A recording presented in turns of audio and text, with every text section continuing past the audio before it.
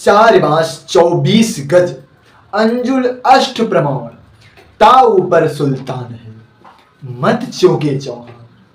कहने को तो कुछ शब्द है, 2 लाइन चंद्रवरदाई ने पृथ्वीराज चौहान को इस कविता के माध्यम से बताया था कि सुल्तान का वध कैसे किया जा सकता है। बताया था मोहम्मद गौरी का वध कैसे किया जा सकता है।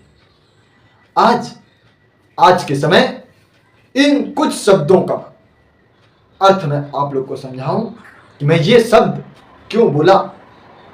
मैं बोला ये शब्द, पर मैं ये शब्द क्यों बोला, क्योंकि मुझे बोलना पड़ा। मित्रों, हमने पिछले कुछ समय में भारत को वर्ल्ड कप हारते देखा, हमने मोदी को गाली खाते देखा, हमने पनौती बोलते देखा, हमने 15 मिनट के लिए पुलिस हटा दो हिंदुओं को मिटा देंगे ये देखा, हमने योगी मठ में चले जाएंगे, मोदी पहाड़ों में चले जाएंगे, तब तुम्हें कौन बचाएगा ये देखा, हमने बंगाल में सामूहिक बलात्कार नरसंहार होते देखा, हमने 35 से 70 टुकड़े होते देखा, हमने पेट्रोल डालकर बालिकाओं को जलाते देखा तो रेप करने के बाद फ्रीजर में डालते देखा।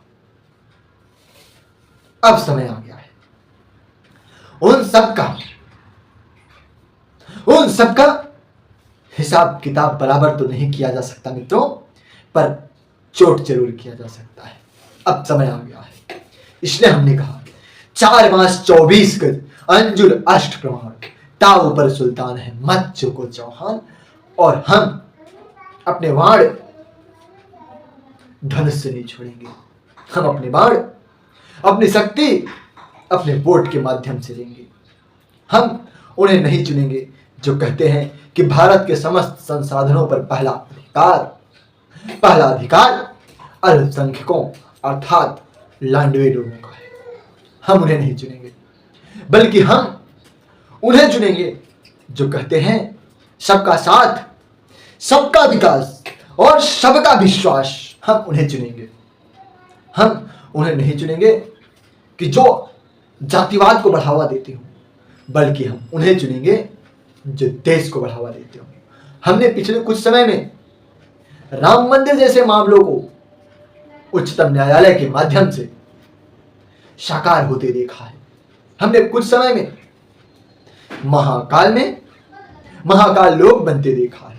हमने कुछ समय में काशी की काया बदलते देखा है, 370 हटते देखा है, एयर स्ट्राइक सर्जिकल स्ट्राइक होते देखा है।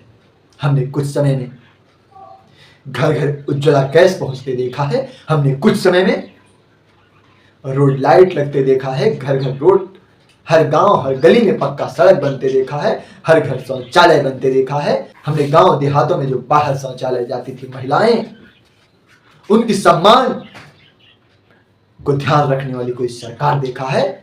और हमने चीन को पीछे हटते देखा है, पाकिस्तान को भिखारी बनते देखा है।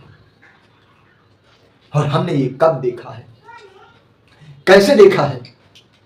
जब हमने हिंदुत्ववादी सरकार पर भरोसा किया, जब हमने कमल का फूल खिलाया है। तमाम कीचड़ उछाले जाते रहे और कमल खिलते रहा।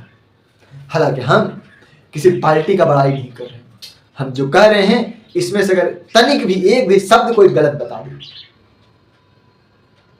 कोई गलत नहीं बता पाएगा। हमने जो बोला है सच ही बोला है।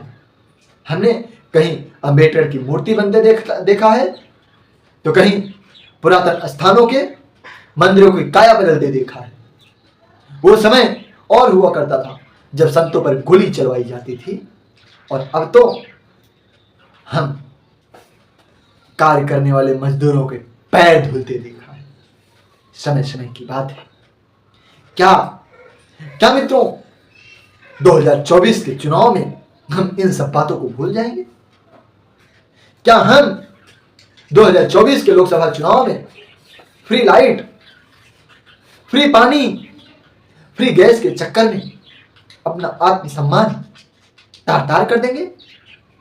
क्या हमारा स्वाभिमान जिंदा नहीं है, जो हम फ्री के चक्कर में अपने आने वाली बच्चों की भविष्य, आने वाली पीढ़ी को भूल जाएंगे? क्यों? जब भी जो भी देश फ्री के चक्कर में पड़ता है वो दिवालिया हो जाता है, बर्बाद हो जाता है। उदाहरण श्रीलंका और पाकिस्तान आपके सामने है, अफगानिस्तान आपके सामने है। इसलिए मित्रों, फ्री के चक्कर में मत पड़ो।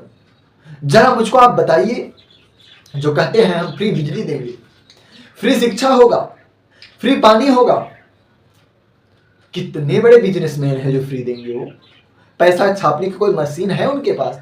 नहीं है मित्रों, वो पैसे आपके ही हैं, वो पैसे हमारे ही हैं, जो घुमा फिरा करके हमें ही देते हैं और फ्री के चक्कर में हमें आपको आलसी बनाते हैं। भिखारियों जैसी इमेज हो जाएगी हमारी आपकी। क्या आप अपना ही पैसा मांगने के लिए भिखारी बनना पसंद करेंगे या स्वाभिमान के साथ जीना पसंद करेंगे? कोई नेता कहीं से पैसा लेकर नहीं आता, हमारे आपके पैसे ही हैं मित्रों, जो हमें और आपको ही भिखारी बनाने के काम आ रहे हैं। और बाद में हमारी हत्याएं भी फ्री में होंगी, हमारा धर्मांतरण भी फ्री में होगा, बहन बेटियों के साथ जिहाद भी फ्री में होगा, और 35 से 70 टुकड़े भी फ्री में होंगे अगर फ्री लाइट पानी के चक्कर में वो आप वोट करेंगे। तय आपको करना है, फैसला आपका है। हम सिर्फ आपको सच्चाई बताएंगे, आपकी उंगली पकड़कर वोट डालने नहीं जाएंगे, परंतु आपको कोई भी वोट डालने से पहले अपने बच्चों का भविष्य, अपने बच्चों के मासूम चेहरे को एक बार प्यार से देख लेना। कहीं वो चेहरे आतंकवाद में लिप्त ना हो जाए धीरे धीरे, कहीं वो चेहरे आतंकवाद के फेंट न चढ़ जाए, कहीं आपकी बेटी कुछ समय के बाद बुरखे में न नजर आए। तय आपको करना है। अपनी बारी को विराम देता हूँ। जय श्री राम, जय मां भारती, हर हर महादेव।